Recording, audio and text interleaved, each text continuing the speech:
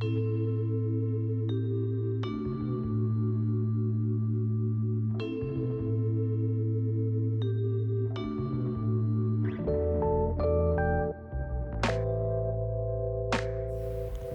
बड़ी प्रॉब्लम ये है कि लोग जिम में बस कॉपी करते हैं। Bench press, dead lift, squats, जो पॉपुलर है वही उठाने लग जाते हैं। ना फॉर्म का ध्यान होता है, ना नॉलेज, ना अपने बॉडी के बारे में पता होता है।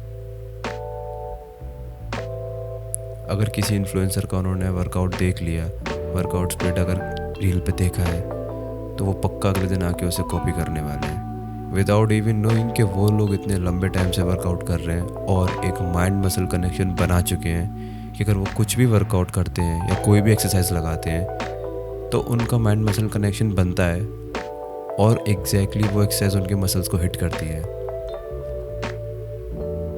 पर इन लोगों को बिना कुछ जाने, बिना किसी नॉलेज के वो उनको फॉलो करना शुरू कर देते हैं, जिस वजह से होता यही है कि आधी नॉलेज होती है और उनकी बॉडी वहीं के वहीं रह जाती है।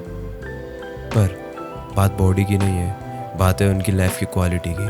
उसमें भी ग्रोथ नहीं होती है, क्योंकि बस वो एक भेड़ की तरह उस चीज़ को फॉलो करने लग जाते हैं और उसके पीछे जाते जाते हैं।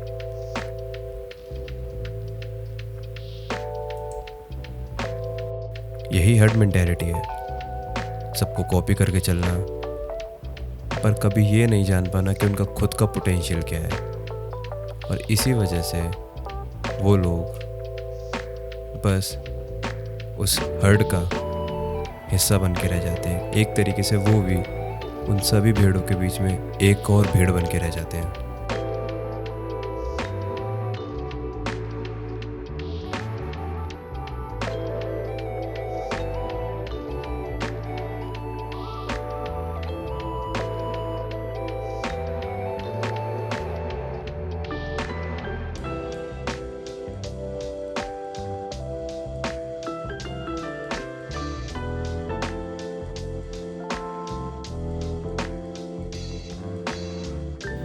फिर आता है शॉर्टकट का चक्कर। लोग हर नए ट्रेंड के पीछे भागते हैं। 30 दिन का चैलेंज, 45 दिन का challenge, even 75 hard day challenge Ankit Bainpuria ने सबसे पहले पूरा किया था, जिसको मसल ब्लिस ने भी सपोर्ट किया था।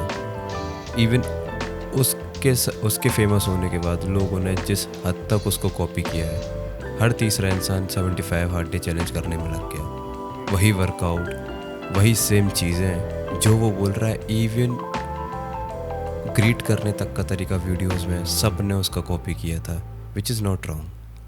बट ठीक है, अगर अंकित बैनपुरिया पहला इंसान बनाए 75 हार्ड चैलेंज पूरा करने वाला, तो तुम यार 100 दिन भी तो पूरे कर सकते हो।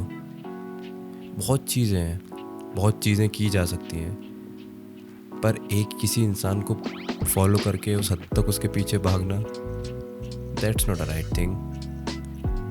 किसी रैंडम इन्फ्लुएंसर का वर्कआउट तो करते ही हैं, पर अगर कुछ नए नवेले लोग आके सप्लीमेंट्स का ज्ञान देने लगते हैं जिनकी उन्हें ज़रूरत भी नहीं है, जो खुद में एक बिगिनर है, तो उस सप्लीमेंट को लेने लग जाते हैं जिसका ऐड एक प्रोफेशनल एथलीट करता है, जिसके बारे में इन लोगों को नॉलेज बिल्कुल नहीं होती है। पर अगर उसने बोला है तो इनको लगता है कि उसे लेने के तुरंत बाद इनकी बॉडी भी वैसी बन जाएगी। बट बॉडी बिल्डिंग इकलौती ऐसी चीज़ है जिसमें तुम्हें हद से ज़्यादा पेशेंस चाहिए, क्योंकि ये ओवरनाइट नहीं होती है। It takes time. तुम्हें बहुत ज़्यादा डिसिप्लिन में आना पड़ेगा, कंसिस्टेंट रहना पड़ेगा, और सबसे ज़रूरी पेशेंस के साथ रहना पड़ेगा।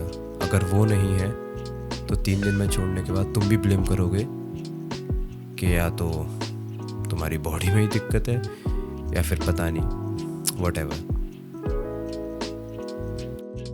और फिर इसी वजह से रिजल्ट्स उनके ज़ीरो रहते हैं थ्रू आउट द लाइफ, जिसकी वजह से फिर कहते हैं अगले मंडे से स्टार्ट करेंगे, फिर अगले मंडे से एक नया स्टार्ट, फिर एक अगले मंडे से नया स्टार्ट, जिसकी वजह से वो बस हमेशा स्टार्ट करते रह जाते हैं, पर कभी उस चीज़ के ना एंड तक आते, ना कभी उसमें प्रोग्रेस कर पाते। हर्ड मेंटालिटी सिर्फ एक चीज़ सिखाती है, शॉर्टकट्स। लेकिन असली सच ये है कि प्रोग्रेस का सिर्फ एक रास्ता है, हार्ड वर्क और कंसिस्टेंसी। रोज़ काम करो चाहे मूड हो या ना हो, रोज़ जिम जाओ चाहे मूड हो या ना हो। पर ये सिर्फ जिम के लिए नहीं है, हर एक एस्पेक्ट के लिए लाइफ के। तुम जो भी अपनी लाइफ में कर रहे हो उसमें अपना 100% देना सबसे ज़्यादा ज़रूरी है। मन हो या ना हो फिर भी वही काम करना, मन हो ना हो फिर भी उस चीज़ के लिए सुबह जल्दी उठ के जाना, दैट इज़ डिसिप्लिन। और वही चीज़ है जो लोग कभी करना नहीं चाहते हैं, because it's hard and then they blame everyone around them कि उसकी वजह से नहीं हो पा रहा है या इसकी वजह से नहीं हो पा रहा है। सिर्फ यही चीज़ है जो डिफरेंस क्रिएट करती है।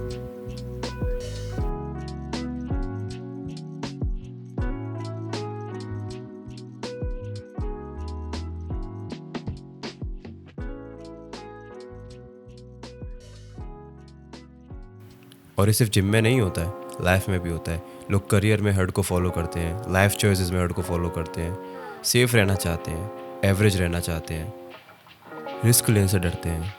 सबसे पहला थॉट कुछ भी करने से पहले उनके दिमाग में यही आता है, मैं फेल हो जाऊंगा। But they never try to understand कि जितना इजी उन्हें फेल होना लगता है कि मैं फेल ही होऊंगा, उससे कई इजी है जीतना उस चीज़ में। क्योंकि तुम्हें कुछ नहीं करना है, हर दिन उठ के सेम वही चीज़ें करनी है जो तुम्हें उसके पास ले जाती हैं।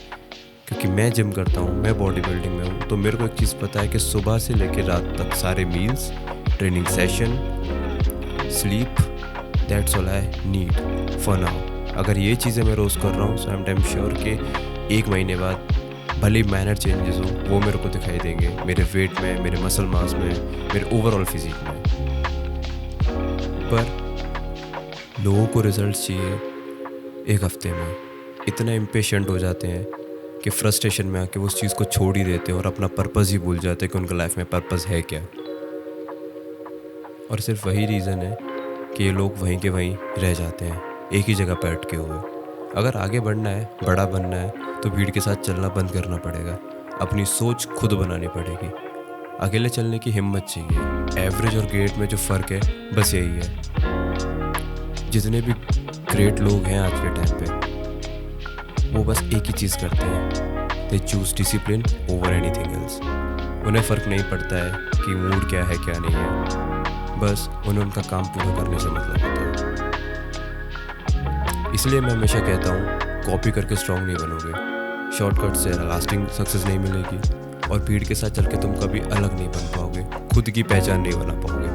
अपना रास्ता खुद बनाओ, कंसिस्टेंट रहो और अकेला चलने की ताकत रखो, तभी तुम हट से ऊपर उठ पाओगे, तभी तुम खुद की एक अलग पहचान बना पाओगे, तभी तुम वो बन पाओगे जिसके लिए तुम बने हो।